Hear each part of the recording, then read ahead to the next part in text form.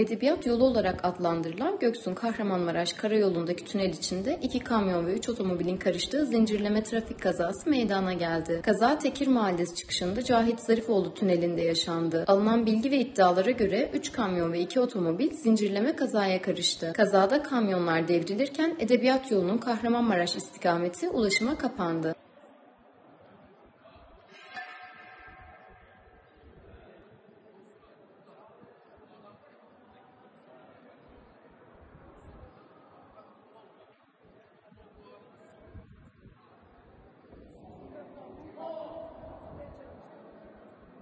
Bilmiyorum nasıl vurduğunu yettiğini ama nereye gidip nereye